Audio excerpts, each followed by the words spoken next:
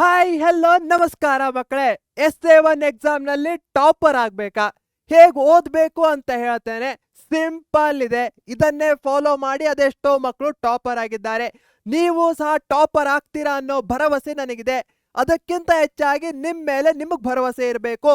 ಅದಕ್ಕೋಸ್ಕರ ಎಲ್ಲರೂ ಕಮೆಂಟ್ ಅಲ್ಲಿ ಟಾಪರ್ ಅಂತ ಹಾಕಿದ್ರ ಪ್ರತಿಯೊಂದು ಕಮೆಂಟ್ ಅನ್ನ ನಾನು ಓದ್ತೇನೆ. ಯಾರೂ ಸಹ ಕಮೆಂಟ್ ಅನ್ನ ಮಿಸ್ ಮಾಡಬೇಡಿ, ಬೇಜಾರಾಗೋದು ಬೇಡ ಅಲ್ವಾ ನಂಗೆ? ಹಾಗಿದ್ರೆ ಪ್ರತಿಯೊಬ್ಬರು ಕಮೆಂಟ್ ಮಾಡಿ ಟಾಪರ್ ಅಂತ. S7 ಎಕ್ಸಾಮು ಈಸಿ ಆಗಿರುತ್ತೆ. ಎಲ್ರು ಹೇಳ್ತಾರೆ ಟೆನ್ಷನ್ನು ಸ್ಟ್ರೆಸ್, ನಾನು ಹೇಳ್ತೇನೆ ಪಕ್ಕ ಕೇಳೋಣ, ಈಸಿ ಆಗಿರತ್ತೆ. ಹೇಗ್ ಮಾಡಬೇಕು ಸ್ಟೆಪ್ ವೈಸ್ ಹೇಳ್ತೇನೆ. ನಾನಿರೋದೇ ನಿಮ್ಗೆ ಹೆಲ್ಪ್ ಮಾಡ್ಲಿಕ್ಕೆ ಅಲ್ವಾ? ಹಾಗಾದ್ರೆ ಸ್ಟಾರ್ಟ್ ಮಾಡೋಣ. ಫಸ್ಟ್ S7 ಎಕ್ಸಾಮ್ ಅಂದ್ರೆ mid term exam. So part 1 syllabus ಬರುತ್ತೆ.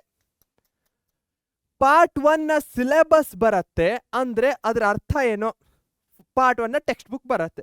ಹೀಗಿರ್ಬೇಕಾದ್ರೆ ನಿಮಗೆ ಎಷ್ಟು ಚಾಪ್ಟರ್ಸ್ಗಳಿವೆ ಅಂತ ಗೊತ್ತು.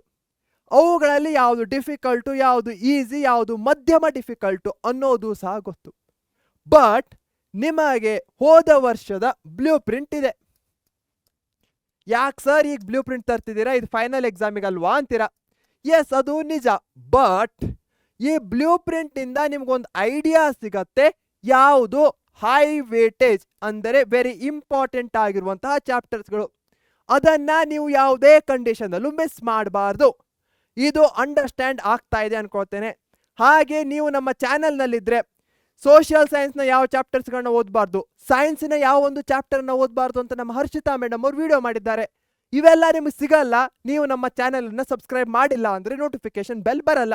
ಹೀಗಾಗಿ ಈಗಲೇ ಸಬ್ಸ್ಕ್ರೈಬ್ ಮಾಡಿ.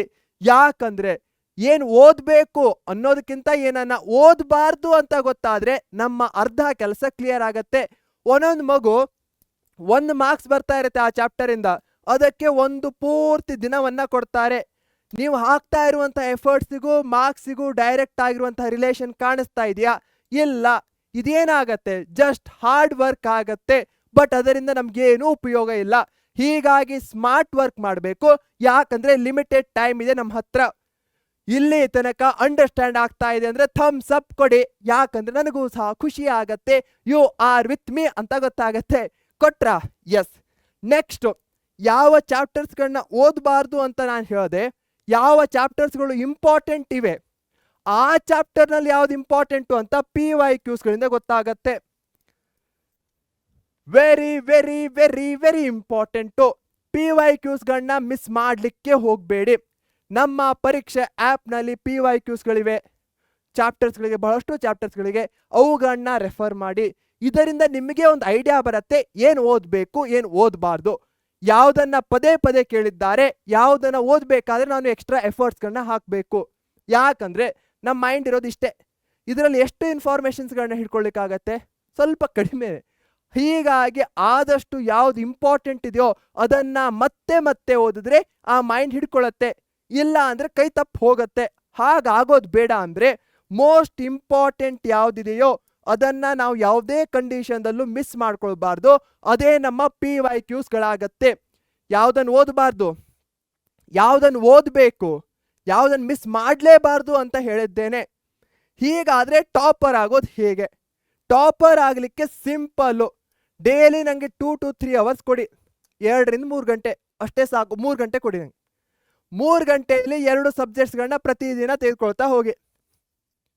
ಯಾವುದೇ ಸಬ್ಜೆಕ್ಟ್ಸ್ ಅನ್ನ ನೆಗ್ಲೆಕ್ಟ್ ಮಾಡಬೇಡಿ. ಲ್ಯಾಂಗ್ವೇಜ್ ಬಹಳಷ್ಟು ಮಕ್ಕಳು ನೆಗ್ಲೆಕ್ಟ್ ಮಾಡ್ತೀರಾ. ಅದಾದ್ಮೇಲೆ ಎಕ್ಸಾಮಲ್ಲಿ ಹೊಡ್ತಾ ಬೀಳತ್ತೆ. ಅವಾಗ ಗೊತ್ತಾಗುತ್ತೆ ಅಯ್ಯೋ ಇದಕ್ಕೂ ಸಹ 1 ಮಾರ್ಕು ಅಷ್ಟೇ ವ್ಯಾಲಿಡ್ ಇದೆ ಅಂತ.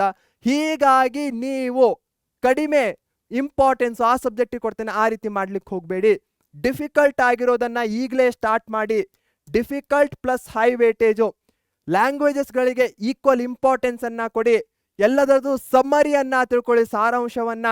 ಇನ್ನು ಸೋಷಿಯಲ್ ಸೈನ್ಸಿಗೆ ಬರೋದಾದ್ರೆ ಕೀವರ್ಡ್ಸ್ಗಳು, ಸೈನ್ಸ್ ಅಲ್ಲಿ ಡಯಾಗ್ರಾಮ್ಸ್ಗಳು, ನ್ಯೂಮರಿಕಲ್ಸ್ಗಳು, ಮ್ಯಾಥಮೆಟಿಕ್ಸ್ನ ಫಾರ್ಮುಲಾ ಶೀಟ್ಸ್ಗಳು, ಕನ್ನಡ ಇಂಗ್ಲಿಷ್ನ ಗ್ರಾಮರ್ಸ್ಗಳು ವೆರಿ ವೆರಿ ಇಂಪಾರ್ಟೆಂಟ್ ಆಗತ್ತೆ.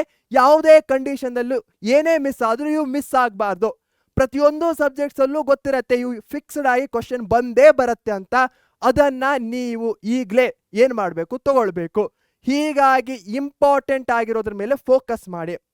ಇಲ್ಲಿ ತನಕ ಹೇಳಿರೋದ್ರನ್ನ ನಾನು ಏನಾದರೂ 3 ಲೈನ್ಸ್ ಅಲ್ಲಿ ಸಮರೈಸ್ ಮಾಡೋದಾದ್ರೆ, ಫಸ್ಟ್ ಒನ್, ವೇಟೇಜ್ ಇಂಪಾರ್ಟೆಂಟ್ ಅನ್ನಿಸ್ತಾ ಇಲ್ಲ, ಕೇಳೂ ಇಲ್ಲ ಹಿಂದಿನ ವರ್ಷದಲ್ಲಿ ಕ್ವಶನ್ಸ್ಗಳು, ಆದಷ್ಟು ನೆಗ್ಲೆಕ್ಟ್ ಮಾಡಿ ಹೆಚ್ಚಿನ ಪ್ರೆಷರ್ ಆದರೆ. ಸೆಕೆಂಡ್, ಯಾವುದು ಇಂಪಾರ್ಟೆಂಟ್ PYQsಗಳಿರ್ಬೋದು, ಟೆಕ್ಸ್ಟ್ ಬುಕ್ನ ಎಕ್ಸಸೈಸ್ ಮಿಸ್ ಮಾಡೋ ಮಾತೇ ಇಲ್ಲ. Third and very important, difficult ಆಗಿರುವಂಥದ್ದನ್ನು ಈಗಲೇ ಸ್ಟಾರ್ಟ್ ಮಾಡಿ.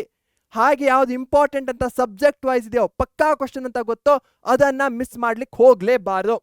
ಇದು ನಿಮಗೆ ಕ್ಲಿಯರ್ ಆಗಿದೆ ಅಂದರೆ ಥಮ್ಸ್ ಅಪ್ ಅಥವಾ ಲೈಕ್ ಮಾಡಿ ವಿಡಿಯೋವನ್ನು. ಇದರಿಂದ ನನಗೂ ಸಹ ಗೊತ್ತಾಗತ್ತೆ ಯು ಆರ್ ವಿತ್ ಮೀ. ಇದರ ಬದಲಾಗಿ ನೀವೇನಾದರೂ SA1ಗೆ ಪರ್ಫೆಕ್ಟಾಗಿ ಪ್ರಿಪೇರ್ ಆಗಬೇಕು, ಟೀಚರ್ಸ್ಗಳೇ ಹೇಳಿ ಯಾವ್ದು ಇಂಪಾರ್ಟೆಂಟು ಏನು ಅಂತ ಇದ್ರೆ ನಮ್ಮ ಪ್ರಥಮ ಬ್ಯಾಚನ್ನು ಜಾಯ್ನ್ ಆಗಿ. ಡೈಲಿ ಲೈವ್ ಕ್ಲಾಸಸ್ಗಳು ನಡೀತಾ ಇರುತ್ತೆ. ಲೈವ್ ಕ್ಲಾಸಸ್ಗಳಲ್ಲೇ ಡೌಟ್ ಸಾಲ್ವಿಂಗು, ನಾವೇ ಆ ಕ್ಲಾಸಸ್ಗಳನ್ನ ತೆಗೆದುಕೊಳ್ತೇವೆ. ಎಕ್ಸಾಮ್ ಸಪೋರ್ಟು, SA ಎಕ್ಸಾಮಿಗೆ ಬಹಳಷ್ಟು ರಿವಿಷನ್ ಕ್ಲಾಸಸ್ಗಳನ್ನ ಸ್ಟಾರ್ಟ್ ಮಾಡಿದ್ದೇವೆ, ಅವುಗಳನ್ನ ಅಟೆಂಡ್ ಆಗಬಹುದು. ಕ್ಲಾಸ್ ಮಿಸ್ ಆದರೂ ರೆಕಾರ್ಡೆಡ್ ಕ್ಲಾಸಸ್ಗಳಿರುತ್ತೆ, ಚಾಪ್ಟರ್ ಟೆಸ್ಟ್ಗಳು, ಸ್ಯಾಂಪಲ್ ಕ್ವಶನ್ ಪೇಪರ್ಸ್ಗಳು, ಇವೆಲ್ಲ ನಿಮಗೆ ಸಿಗತ್ತೆ. ಹಾಗೆ ಯೂಟ್ಯೂಬ್ನಲ್ಲಿ just over view of the class ಸಿಕ್ಕಿದ್ರೆ ಉಳಿದ ಎಲ್ಲವೂ ಸಹ ನಮ್ಮ ಪ್ರಥಮ ಬ್ಯಾಚ್ನಲ್ಲಿ ಜಾಯ್ನ್ ಆದರೆ ಮಾತ್ರ ಸಿಗುವಂತಹದ್ದು. ಜಾಯ್ನ್ ಆಗ್ಲಿಕ್ಕೆ ಏನು ಮಾಡ್ತೀರಾ, ಪಿನ್ನಡ್ ಕಮೆಂಟು ಮತ್ತು ಡಿಸ್ಕ್ರಿಪ್ಷನ್ ಬಾಕ್ಸಲ್ಲಿ ನಿಮಗೆ ಲಿಂಕ್ ಇರುತ್ತೆ. ಆ ಲಿಂಕ್ ಮೇಲೆ ಕ್ಲಿಕ್ ಮಾಡಿ, ಆದರ್ಶ್ ಅನ್ನೋ ಕೂಪನ್ ಬರುತ್ತೆ, ಅದರ ಮುಖಾಂತರ ನಿಮಗೆ 500 ರೂಪೀಸ್ ಎಕ್ಸ್ಟ್ರಾ ಡಿಸ್ಕೌಂಟ್ ಸಿಗತ್ತೆ. ವೆರಿ ಲಿಮಿಟೆಡ್ ಟೈಮ್ಗೆ ಇರುವಂತಹ ಆಫರು. ಹೀಗಾಗಿ ಈಗಲೇ ನಮ್ಮ ಪ್ರಥಮ ಬ್ಯಾಚನ್ನು ಜಾಯ್ನ್ ಆಗಿ. ಪರೀಕ್ಷೆ ಚಾನೆಲನ್ನು ಸಬ್ಸ್ಕ್ರೈಬ್ ಮಾಡಿಲ್ಲ ಅಂದರೆ ಈಗಲೇ ಸಬ್ಸ್ಕ್ರೈಬ್ ಮಾಡಿ. ಹಾಗೆ ಆದಷ್ಟು ಖುಷಿಯಾಗಿರಿ, ನಗ್ತಾ ಇರಿ. ಯಾಕಂದರೆ ನಮ್ಮ ಜೊತೆಗಿದ್ರೆ ಖುಷಿಯಾಗೂ ಇರ್ತೀರಾ, ಮಾರ್ಕ್ಸೂ ಸಹ ಚೆನ್ನಾಗಿ ಬರುತ್ತೆ. ಆ ಭರವಸೆಯನ್ನು ನಾನು ಕೊಡ್ತೇನೆ. ಇದೇ ನೋಟ್ನಲ್ಲಿ ಬಾಯ್ ಅಂತ ಹೇಳೋ ಸಮಯ. Take care, thank you, bye bye.